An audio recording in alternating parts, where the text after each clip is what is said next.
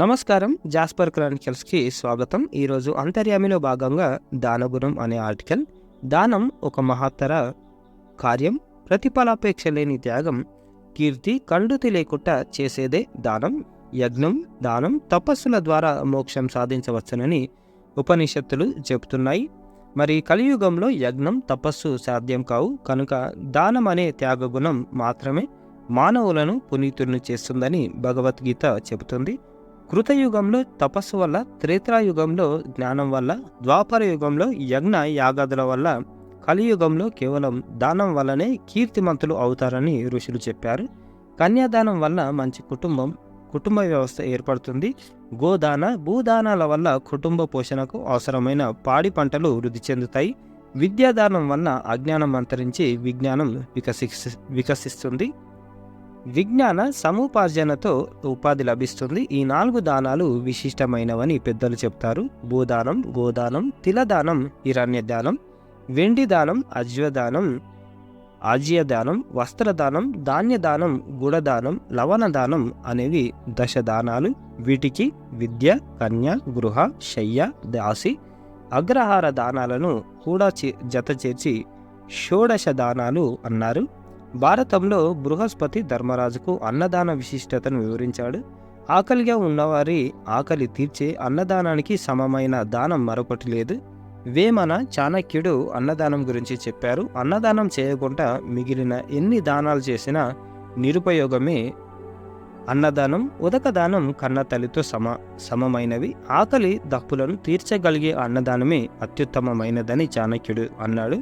భగవద్గీతలో సాత్విక, రాజస, తామస దానాల గురించి చెప్పారు. కరువు కాటకాలు, వరదలు, భూకంపాలు వంటి ప్రకృతి వైపరీత్యాలు ఏర్పడిన సమయంలో ప్రతిఫలాపేక్ష రహితంగా చేసేది సాత్విక దానం. ప్రత్యుపకారాన్ని ఆశించి చేసేది రాజస దానం. ఇది ఒత్తిళ్లకు లొంగి ప్రతిఫలాన్ని ఆశించి చేసేది మనస్ఫూర్తిగా ఇవ్వకుండా బాధపడుతూ ఇచ్చేది. ఇకపోతే అయోగ్యమైన ప్రదేశంలో అపాత్రమైన వారికి యోగ్యం కాని కాలంలో ఇచ్చేది తామసదానం. ఇది స్వీకరించే వారిని చులకనగా చూస్తూ ఇచ్చే దానం. దానం ఇచ్చేవాడిని దాత అని, పుచ్చుకునేవాడిని గ్రహీత అని అంటారు. ఎప్పుడో ఒకసారి అవసరానికి దానం అడిగేవాడు యాచకుడు కాదు. 1, 6 దానాలు చేసినవాడు దాత అనిపించుకోడు. అడిగేవాడు ఆర్తి అనిపించుకోకపోయినా నిత్యం దానం చేసేవాడు మాత్రమే దాత అనిపించుకుంటాడు. కర్ణుడు సహజ కవచకుండలాలను ఇంద్రునికి దానం చేశాడు. శరణార్థిగా వచ్చిన పావురాన్ని రక్షించడానికి తన శరీరం నుంచి సమమైన మాంసాన్ని ఇవ్వడానికి సిద్ధపడ్డాడు శిబి చక్రవర్తి. ఇచ్చిన మాట తప్పక వామనుడు అడిగిన 3 అడుగుల భూమిని దానం చేశాడు బలి చక్రవర్తి. వృత్తుడు అనే రాక్షసుని సంహరించడం కోసం ఆత్మత్యాగం చేసి తన వెన్నెముకను సమర్పించాడు దదీచి. వీరంతా దాతలు. నేను చుట్టూ బంధాలన్నీ పరిభ్రమిస్తున్న నేటి కాలంలోనూ ఎంతోమంది మానవత్వాన్ని ప్రదర్శిస్తున్నారు. రక్తదానం, మరణానంతరం నేత్రదానం, అవయవదానం చేస్తున్నారు. మరణపు టంచుల్లో ఉన్నవారికి అవయవదానం, పునర్జన్మనిస్తుంటే నేత్రదానం వల్ల మరణించిన వారి కళ్ళకు పునఃదృష్టి భాగ్యం కలుగుతుంది.